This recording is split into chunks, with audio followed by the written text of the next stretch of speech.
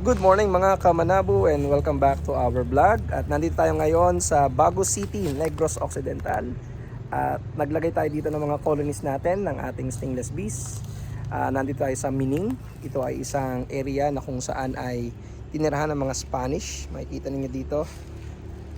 Napakalalaki ng mga puno. Forested talaga tong area na to. So makikita nyo dito, yan, kung gaano kalalaki yung mga puno ng acacia. Mga nasa 100 years na ang mga acacia dito. So nandito ngayon yung ating mga bees. So makikita ninyo, kahapon lang natin to nirelease. So ililipat natin yung iba dito kasi sobrang dami sa site na to. Pero makikita ninyo yung mga bees natin, all goods. Medyo ano na sila, adjusting sa bagong location nila. Meron tayong medyo napalabes na bees. So ililipat namin yan sa ibang location. Gagawa lang ng bagong bee stand. So makikita ninyo, yung mga bees natin ay mababait na. Malapit na natin. So adjusting na sila sa bagong location nila. So ayan o, medyo maganda yung propolis na nakukuha nila. So babalik tayo dito ng summer. At i-check ulit natin itong mga colonies na nandito. Yan, si Jason, itong ating magiging beekeeper dito ngayon. Ay ka muna Jason sa ating video. Ayan. Kikita tayo sa summer ulit pagbalik ko dito. So ayan ang ating mga colonies. Ito nagkaroon na siya ng entrance dito sa gilid. Ayan pa mga colonies natin. At ito na ang mismong location natin. Makikita nyo sir, mga kabubuyog, Sir Tuloy, kung gaano kaganda yung location natin. Yan. Para tumingalaki ng konti. Sobrang dami ng halaman dito. Forested talaga. Imagine nyo kung gaano kalaki yung puno na yan. Itong puno na to is nasa 100 years na daw po yan. Kaya kahit 5 or 6 na tao hindi kayang yapusin. Tapos ito pa Tapos meron silang tinatawag dito na ruins. Ito yung bahay ng Kastila noong tumira dito ang mga Kastila. Dito tayo naglagay din ng ating mga bees. So pakita ko sa inyo mga Kamanabu. Sina-check natin yung ating mga colonies. Actually dito maganda marami silang mga pakpaklawin.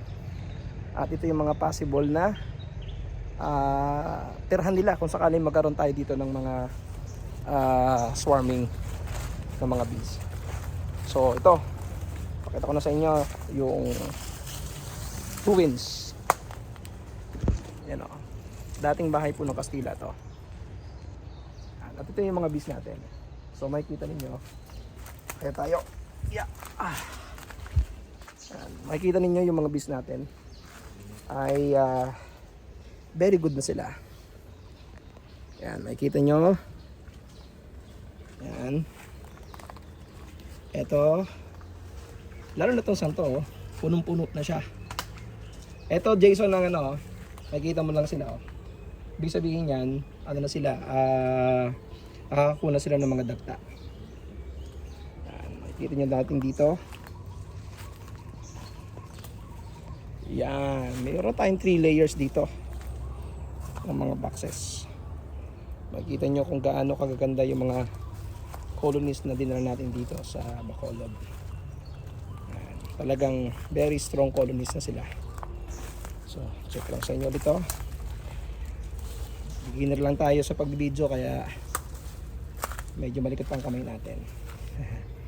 Makikita nyo yan. Tinatanggal lang ni Jason yung nilagay nating mga net. So yun guys, ito yung natawag na ruins. Mga bahay ito ng Kastila. Tiniran din yata ito ng Hapon, sabi ng may-ari. So makikita nyo dito, napakadami ng mga ratan. Tapos marami ditong malalaking puno. Baba tayo dito. Meron kaming may litagdanan dito. Ayan. Check ko lang itong site. Yung ito, gubat na gubat talaga. As in. So, ito yung bahay ng Kastila. Yan. Meron akong isang pakita sa inyo dito. Makikita nyo dito ang kanilang hagdanan noong panahon na sila ay nakatira dito. Tingnan nyo po yung kanilang hagdanan. Yan ang hagdanan nila. Bakit sa second floor? Ayun gaano kataas. So yun guys, balik tayo dito sa susunod na summer at ating pong i-split. Tulungan natin split ang mga colonies dito. Medyo pinawisan na tayo. So yan lang po ang update natin mga kamanabo dito sa ating lugar na pinaglagyan ng mga bees. Bye bye!